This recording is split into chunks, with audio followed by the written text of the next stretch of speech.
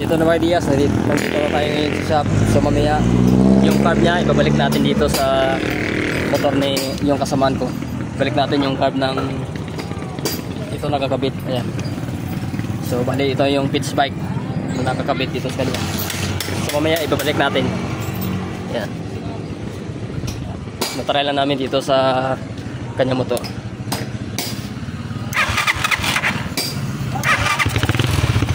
Ayan. So mas maganda pala mga Diaz kapag mayroon ito. Ayan.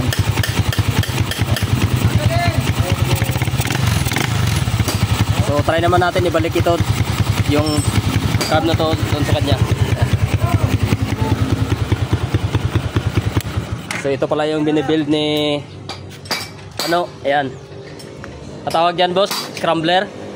Oh, scrambler na type. Ayan. Scramble na type. So ito yung inalign natin kapon. Ayan. Sa mga nagtatanong kung anong sukat ng rayos, 150. Pang rayos na sa likuran 150 yung haba niya. Ayan, 9G yung ginamit natin. So yan yung kanyang kaputso. So kunting tiis lang mga Diaz kasi hindi maganda yung panahon. Yung tangke hindi pa na pintura yun. Ayan. Shout out sa mga kasamaan natin dito. Ayan. Boss, okay lang dyan? Okay lang. So ito, sariling motor ginagawa niya. Shout in! Oh, shout out din kay Yeg. Ayan. Oh, wiring. Wiring Yeg. Ayan. So update lang dito sa KLX 150. Ayan. So balik natin yung carb na pitch bike naka-connect doon, nakakabit doon sa Rusi. Ayan. So mamaya babalikan ko yung pag mabalik na natin yung kanyang carb. Ayan. So ito mga Diaz, nabalik na natin yung carb at meron ako maginawa sa loob niya. So sa sunod itutuno ba yung carb na to. Ayan. So mabuti lang naging okay siya.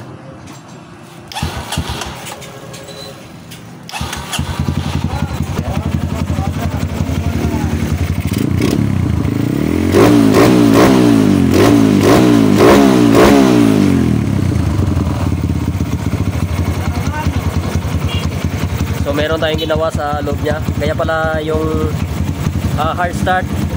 So dahil doon sa cable na ipit dito sa kanyang tangki. Ayan. At meron tayong ginawa sa loob niya. Ayan. So mabuti lang mga Diaz, naging okay ito. So nabalik na natin yung carb ni Bato. Ayan. At observe pa namin ito kung maging okay na siya.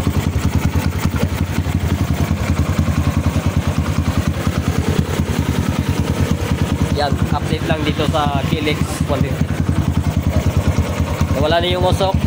Yung pinaka main problem niya yung sa kanyang head, yung sa valve seal at sa kanyang valve guide. Napalitan natin. At napalitan natin ng time chain. So may video na tayo dyan.